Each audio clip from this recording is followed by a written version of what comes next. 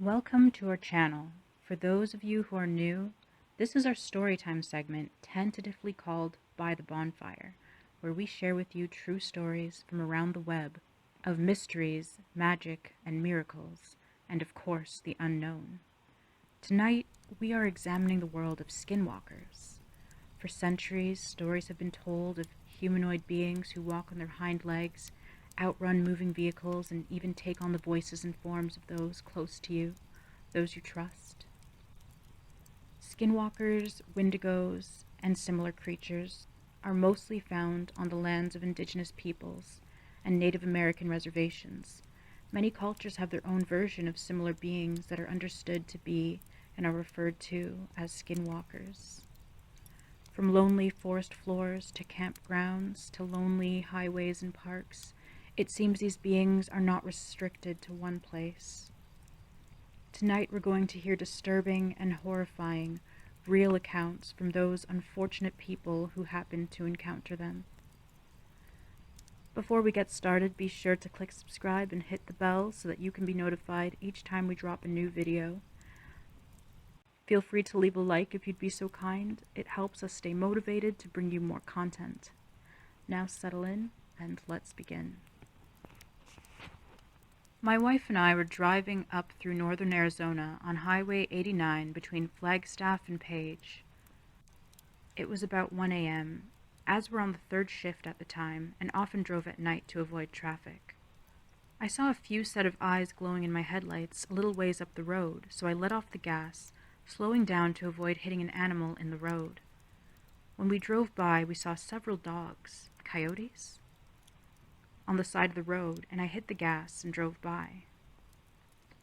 After we passed, my wife said one of them was running next to the car, and I looked over and saw it as well, probably 20 feet off the shoulder of the road. I floored it and looked over, and it stood up on its hind legs. That's the only way I can describe it, and kept pace with us for a couple seconds before turning away from the road and disappearing. This whole event probably lasted no more than 10 seconds, but it was seriously the most terrifying 10 seconds of my life. This was probably 20 years ago, and we still rarely talk about it. This is a story my family told me when I was growing up. We live in a rural community on the Navajo reservation. My aunt and her two brothers were home alone while my grandparents had left for the evening to attend a chapter house meeting. They were in the house, and like many people from the reservation, they didn't have electricity. It had been dark outside for an hour, and my aunt and my uncles were getting ready for bed. Outside they heard noises, as if someone was moving things outside. My oldest uncle went to look out the front window and saw a figure out by the truck. This was immensely out of the ordinary because the closest neighbor was miles away. Whatever it was opened the truck door and began to dig through the personal items that my family had left in the vehicle.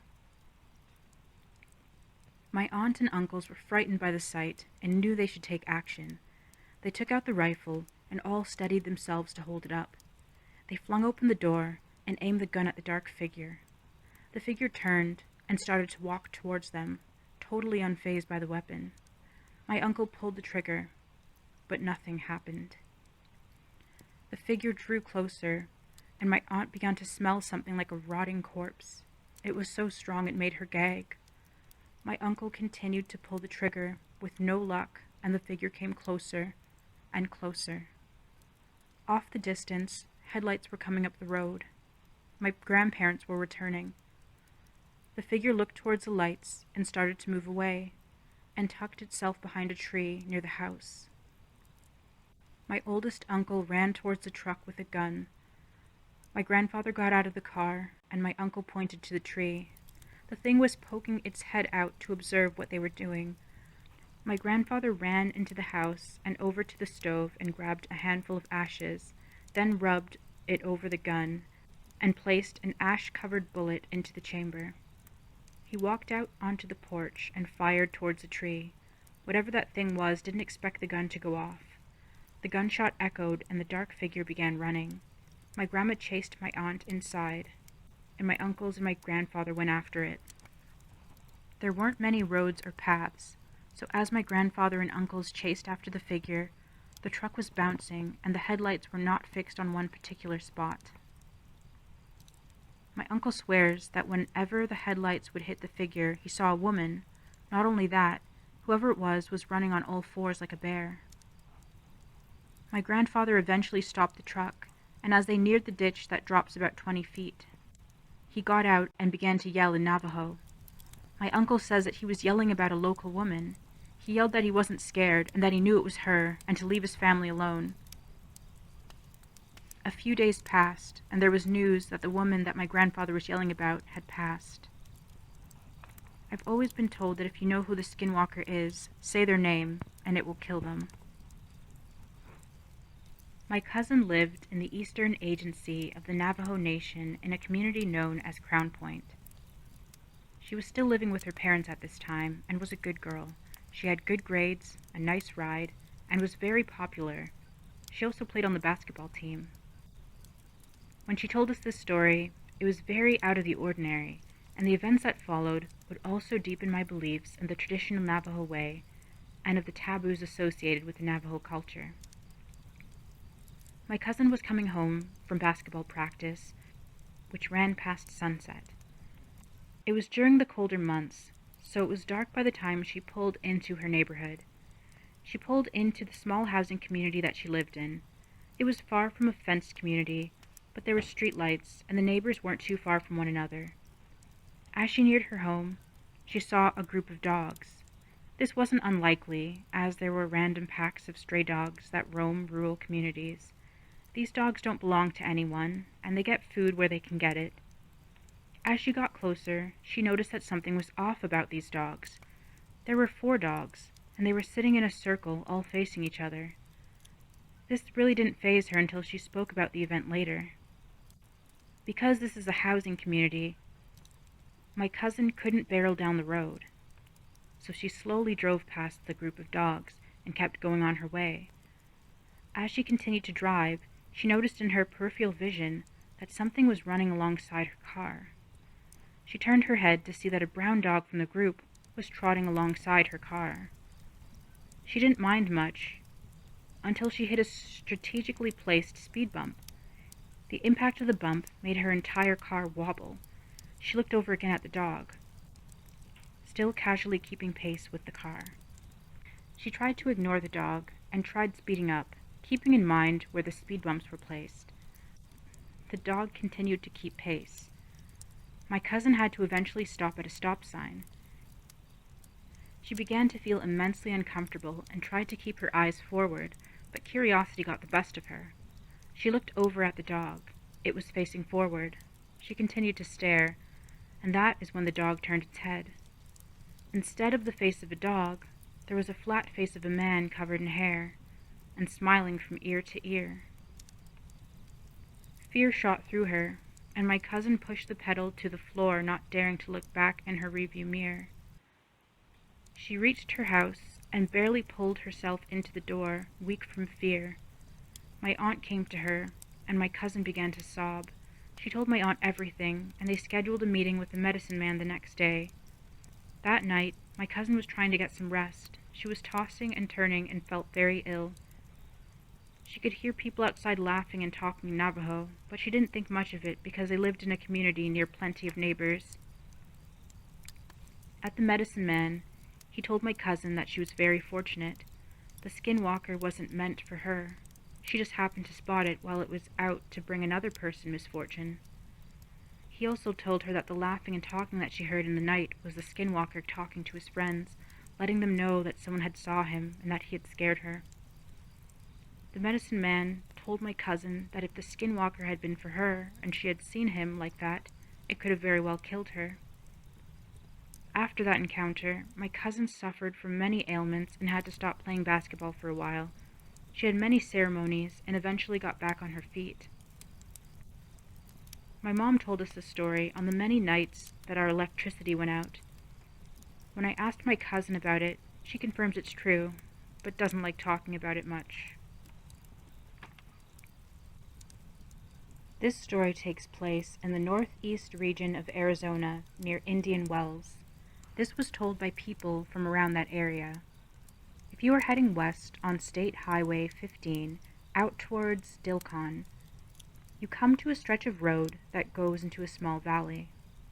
I remember going down this road in my youth. If you looked at the horizon, it would seem as if the road kept going. Then suddenly your car would be pulled down by gravity as you followed the road. It would always give me butterflies when we'd go down that slope. When I heard the stories about this road, it made my stomach feel different. A man was driving home one night, and it was very late. It was a drive that he had done before, so he wasn't too bothered by it. When you are driving on the reservation, sometimes there isn't any way to keep cattle from getting on the road. No fences means that you need to be extra aware. I was always told to look for the black horse. If you see a black horse, then you'll be able to see anything else that may wander into the path of your vehicle. So this man is driving home, not paying much attention. He drives down the slope, but when he gets to the bottom of the valley, he sees it, but doesn't have enough time to react. Suddenly a horse comes out of the darkness. He slams on his brakes, but he's unable to stop, and hits the horse with his truck. The impact was not enough to deploy the airbags, but the man was tossed around quite a bit by the incident. He turns on his emergency lights and gets out of the car to assess the damage. The front of the car was crumpled, and one of the headlights was destroyed. He cursed out loud. This was the worst place to have an accident, and he didn't have signal to phone for help. He then remembered the horse. The man went into the cab of his truck and got a small keychain flashlight. He started to shine it around, looking for the wounded animal. He heard noises, but they didn't sound like a horse. He was positive that what he hit was a horse. So as he approached the sounds, he could see the animal's fur moving from its ragged breathing. As he got closer, he began to realize what it was. There was a naked elderly woman wrapped in a large pelt. She was moaning from pain. The man stopped dead in his tracks and got weak from fear. He stumbled back to his truck, and although it suffered plenty of damage, he was able to get it started and drove off. Once he was able to get a signal, he called the authorities.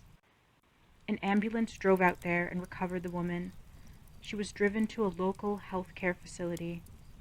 Due to the fact that many of the healthcare staff were Navajo, no one wanted to touch the woman. The woman was known in the community, and she was thought to be bedridden. This was shocking because she was so far from home, and the state she was in was immensely off-putting. She still had on her attire when she arrived at the hospital. The nurses called her family to come in. When her family got there, they removed her pelt and her jewelry. The staff were very frightened, but there were some non-Navajo staff that still provided her with care. The elderly woman only had bumps and scrapes. Other than that, she seemed just fine. She was able to get up and walk around that same evening. She went home with her family that night, but after a couple days she passed. In the Navajo culture, if you find out who a skinwalker is, you have the power to destroy them. After the community around Indian Wells found out who, or more fittingly what this woman was, it was for certain that her time was at an end. And that about wraps up this episode. Thanks so much for listening, and we hope you can get some decent sleep tonight. If you guys are interested in our channel, we don't only discuss stories here. We love anything to do with spirituality, with learning about the unknown, with decoding, using the laws of the universe to attract to you the life that you want. So if you are into that sort of stuff, definitely make sure you are subscribed to the channel. We have a whole bunch of cool new content coming for you. So we'll see you soon. Take care for now. Till next time.